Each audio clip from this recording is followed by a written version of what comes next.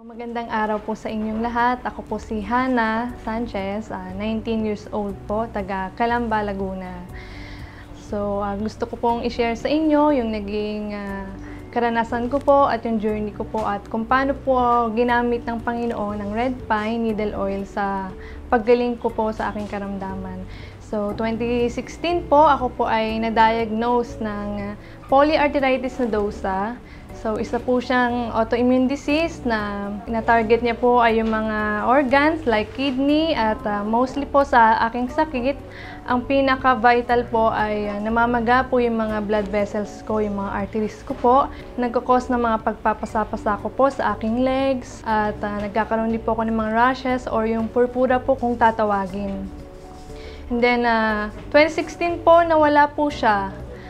Nag-fade po yung mga purpura. And then, 2018, nagsimula po ulit siyang tumubo yung mga pagpapasa-pasa. Yung mga legs ko po, namaga, namanas, hanggang sa umabot na po yung mga daliri ko po sa paa, namaga din po siya, isa-isa. Lalong-lalo na po yung thumb, dalawang thumb ko po sa paa, yun po yung pinaka-namaga po. Then, 2019, doon na po talaga nag-start na hindi ko po kaya na nag-decide po, nagpaalam ako kay mama na tumigil po muna ako sa pag-aaral kasi po college student na rin po ako. Kasi sabi ko po, hindi ko po kaya, parang gusto ko na po munang magpagaling na magpahinga po muna ako at magpagaling dun sa sakit ko po. Kasi hindi po talaga biro ang autoimmune disease dahil sabi po sa doktor, wala po siyang kagalingan. At ang prescription lang po sa akin ay steroids para lang po ma-suppress yung mga pain na nararamdaman ko po. At syempre po, una ko pong narinig na ganun lang yung magiging sitwasyon ko for life. Hindi po madali na tanggapin ko po yon. Syempre, ako po ay isa pang teenager pa. Inisip ko po na bakit ganun? Bakit ito pa yung sakit na naranasan ko na walang kagalingan. Sabi ko, paano na yung mga gusto kong gawin? Ano po yung mga gusto ko pang marating? Feeling ko, nakakulong lang or limited lang yung magagawa ko kasi po doon sa condition ko. And yun po, nagpatuloy. Marami na rin po kami napuntahan ni mama kung saan na po kami nakarating, mga alternative medicines para po magbaka sakali at gumaling po yung karamdaman ko. And then eventually po, by November, ayun po, nag-stop ako. And then, nagpatuloy po kami dun sa isang alternative medicine na pinuntahan po namin. Nagano po kami, patuloy. And then, by January, nag-stop po kami doon. Kasi po, nagkaroon na rin po doon na po nagkakaroon ng mga balita about sa COVID-19 by February. Then, nag-stop po kami dahil may kamahalan din po kasi at medyo malayo po sa amin. So, hindi po kaya na ituloy-tuloy yun kasi sa pera, financial, and then time po, nakakapagod po.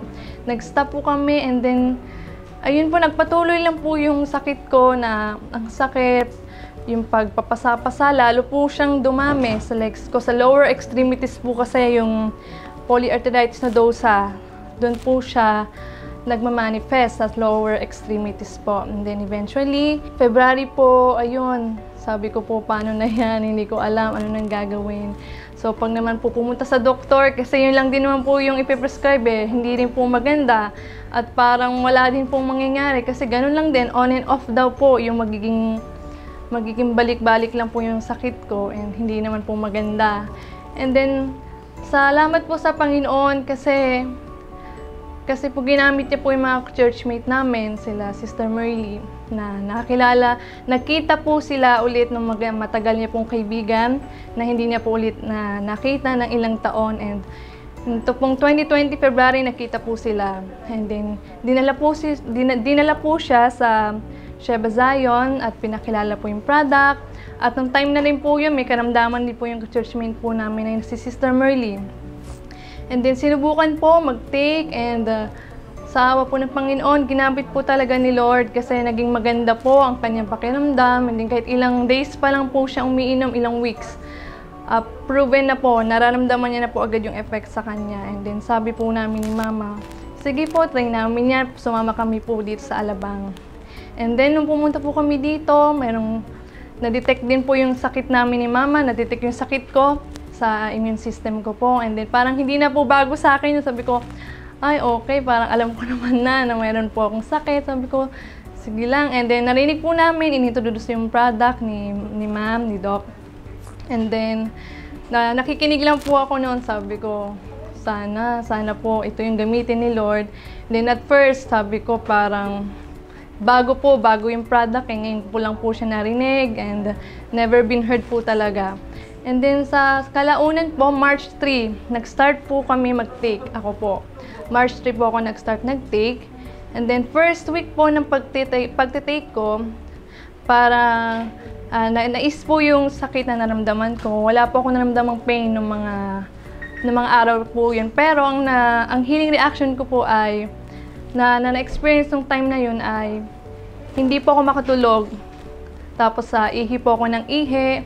And then sabi ko, ilang araw po akong puyat, hindi ako makatulog, dire-diretso po siya. And then, nung time na po yun kasi, sobrang nagsugat din po yung akin pong mga pasa ko po. Nagsugat-sugat siya.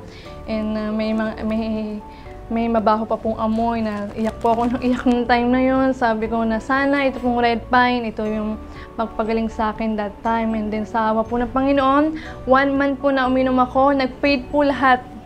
Sabay-sabay po silang nag-fade yung sugat ko po sa legs. And sobrang saya ko po kasi sa wakas po nawala siya kasi ilang months ko rin po siyang ininda. January po siya nag-start magsugat-sugat. And ang hirap po matulog, ang hirap maligo, ang hirap maglakad kasi po namamanas yung paa ko, yung legs ko, namamaga, at ang bigat po, yung parang sa matanda po na nakikita natin na manas ang paa.